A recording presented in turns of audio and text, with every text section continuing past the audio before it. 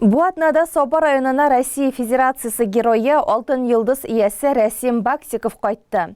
Ул бу мәртәбәле данга махсус хәрби операция вакытында батырлык, кыюлык һәм фидакарлык күрсәткәне өчен лаек булды. Герой район мәктәпләрендә булып, хәрби патриотик юнәлештә эшләүче яшь армиячеләр, өлкән сыйныф укучылары белән очрашты. Здравствуйте, товарищ. Здравия желаю, товарищ старший лейтенант. Вольно. Вольно. Якты мизгел онытылмас очрашу тарихи истәлек. Россия героена рапорт тапшыру Соба гимназиясе яшь армиячеләре күңелендә менә шулай калачак. Татарстанның батыр улы Соба җиренә изге ниятләр белән аяк басты. Район вәкилләре белән берлектә ул башта һәйкәлләр алдына чәчәкләр салды.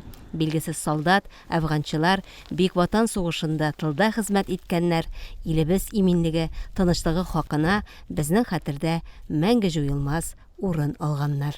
Геройның Соба җиренә сәфәре үсеп килүче яшь буын белән очрашу, аларга патриотик тәрбия турында сөйләү. Шул нияттән аны Шәмәрдән үсеш лицейына алып килделәр. Бергә якын тирә авыл мәктәпләренең дә укучылары җыелган иде. Иратларның иң беренче максаты илебезне, ватаныбызны, гаиләбезне, туган җиребезне яклау.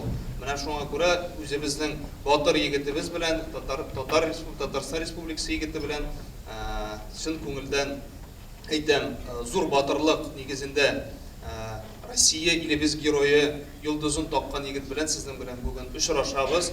Гади генә кеше түгел, гади генә егет түгел, бу йолдызны булай гына бирмиләр. Шуңа күрә сорауларыгыз булса, аның геройлыгы турында, ул хәрби эшен ничек башкарганы турында әлбәттә актив булып сорауларыгызны биреп катнашып утырыгыз.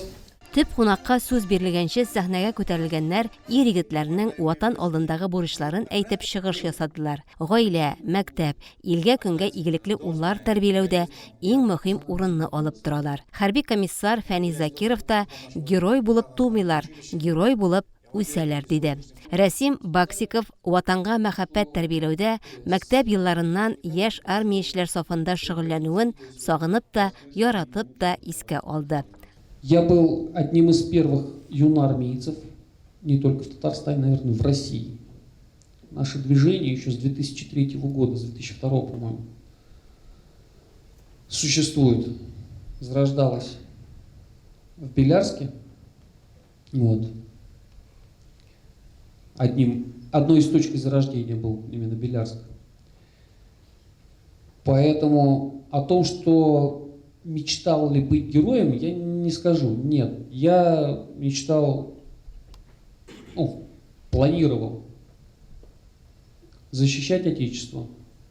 Өлкән лейтенант, танк ротсы командиры Рәсим Баксиков Алексеевск районында туып үскән. Ул мәктәпне тәмамлаганнан соң Казан танк училищесында белем ала. 2022 елның ноябреннән махсус хәрби операция зонасында хәрби хәрәкәтләрдә катнаша.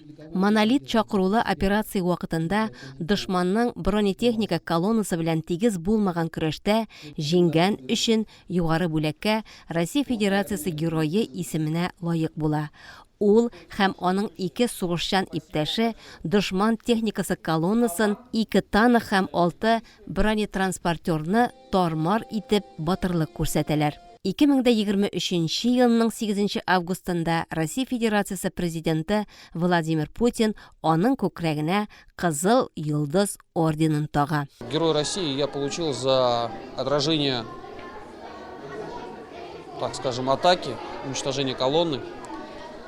Вот, в составе одной машины, уничтожение колонны ВСУ. Я, когда уезжал на СВО, у меня была установочка. 2 моих друга уже получили орден мужества. Я говорю, как минимум, думаю, вот орден мужества обязательно надо забрать. Поэтому, когда ставишь себе такие установки, ничто тебе не мешает выполнять боевые задачи. Страшно, да, но задачу поставлена, задачу надо выполнить.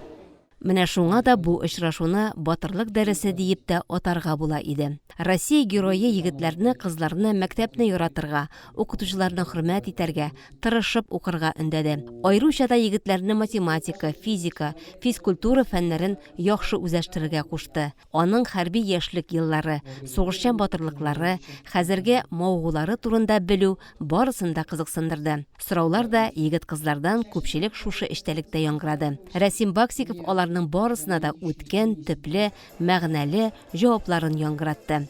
Бүгенге очрашуны оештыруда райондашыбыз Илнар Сәлимов башлап йөри.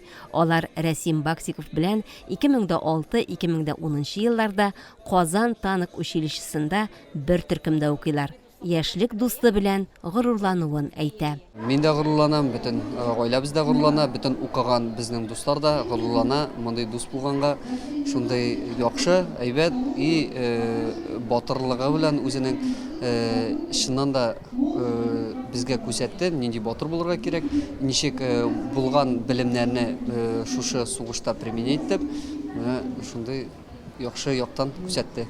Аңа бик зур рәхмәт. Шәмәрдән лицее укучылары бу очрашуны сәхнә чыгышлары белән үреп алып барды. Хәрби темага биюләр, җырлар яңгырады. Иң якты истәлек итеп, һәркем Россия герое белән фотога төшеп калырга теләде. Шушындый файдалы, ватанпәрвәрлек хисләренә корылган очрашулар дәвамлы булсын иде.